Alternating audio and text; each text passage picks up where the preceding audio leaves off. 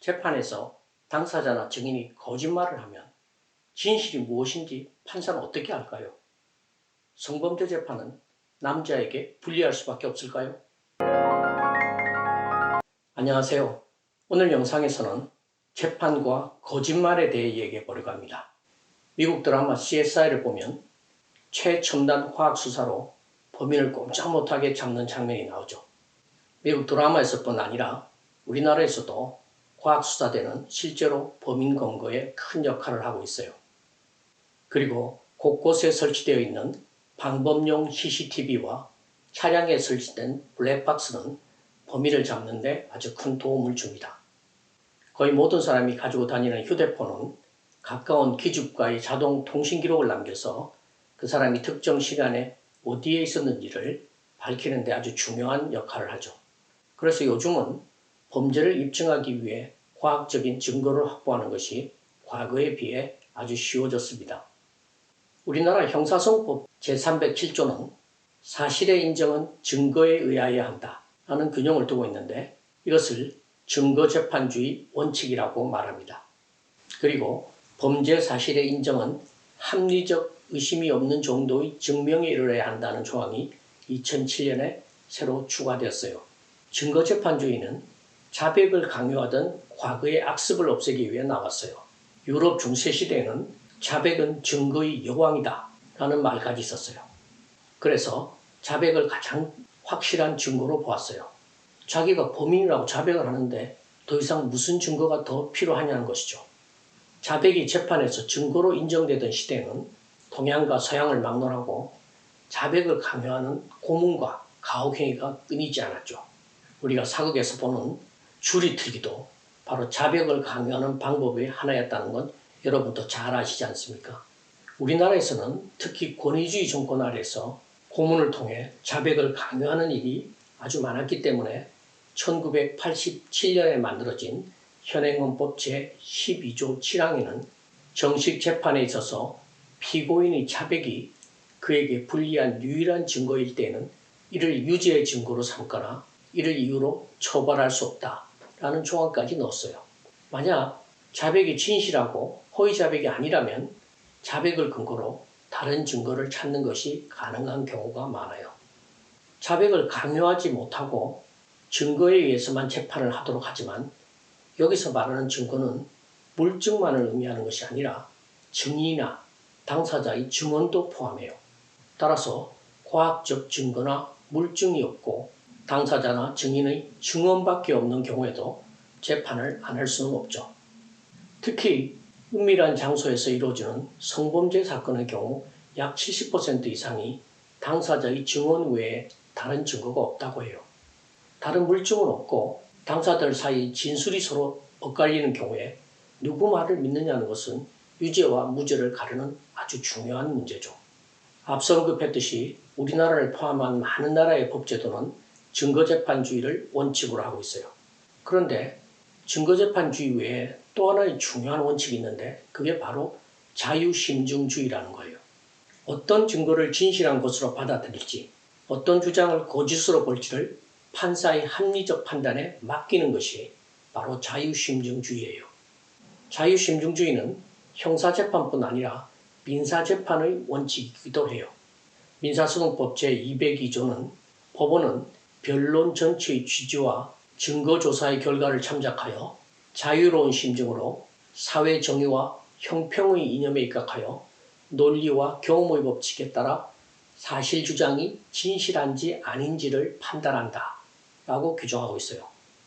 어떤 진술이 논리적인지 경험상으로 믿을만한지 등을 고려해서 자유롭게 증거와 주장의 진실 여부를 판단할 수 있는 권한을 판사에게 준 것이죠.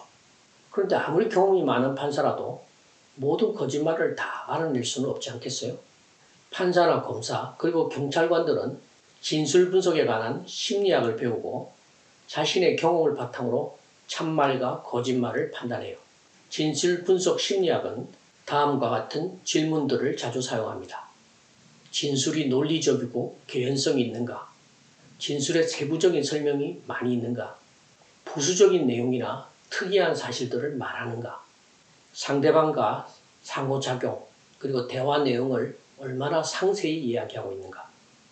기억에 빈틈이 있다는 것을 인정하거나 진술이 부정확할 수도 있다는 말을 하는가. 자기 사건의 줄거리를 이야기하면서 자기 생각도 함께 말하는가. 그리고 만약 상대방에게 범죄 혐의를 뒤집어 씌우려고 거짓말을 한다면 자신에게 불리할 수 있는 세부적 사항까지도 말할 수 있을까?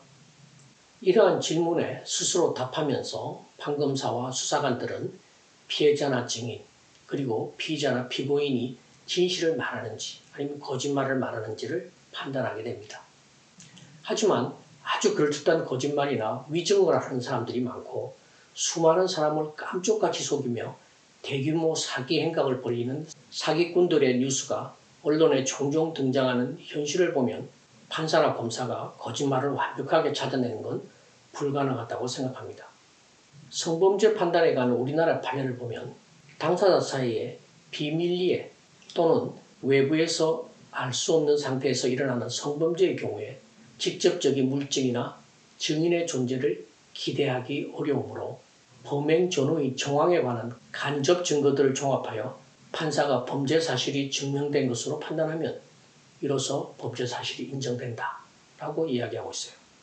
다시 말해 직접 증거가 없어도 정황이나 간접 증거를 가지고 범죄를 인정할 수 있다는 거죠.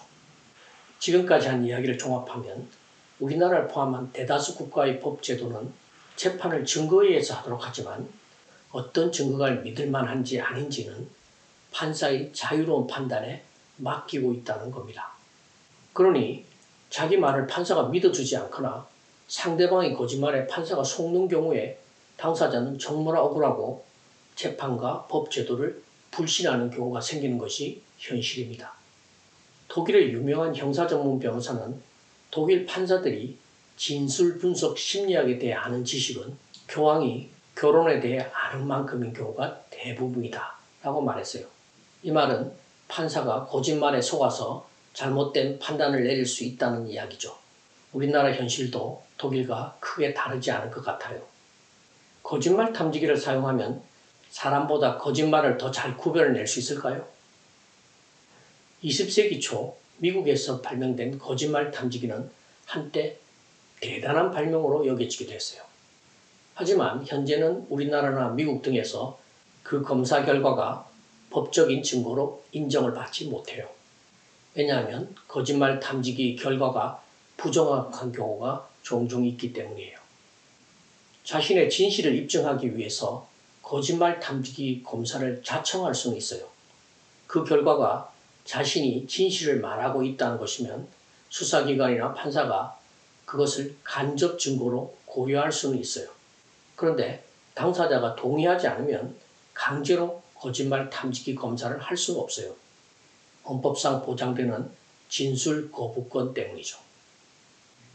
요즘 AI가 하루가 다르게 똑똑해지고 있는데 AI를 적용한 거짓말 탐지기가 나오면 검사 결과의 정확도가 지금보다 아주 높아질 수 있을 거예요. 그렇다 하더라도 그 결과를 증거로 인정할지 안 할지는 최종적으로 사람인 판사가 결정할 수밖에 없습니다. 신이 아닌 사람은 실수를 안 할 수가 없고 판사도 예외는 아니죠. 하지만 판사는 자유심증이 객관적이고 합리적인 범위를 벗어나지 않도록 해야 할 책무를 집니다. 그리고 억울한 사람이 가능한 나오지 않도록 하기 위해 법제도를 더 정교하게 운영하고 개선하는 일은 우리 모두의 몫입니다. 김재훈 교수 TV 이번 영상은 여기까지입니다. 그럼 다음 영상에서 또 뵙겠습니다. 끝까지 시청해 주셔서 대단히 감사합니다.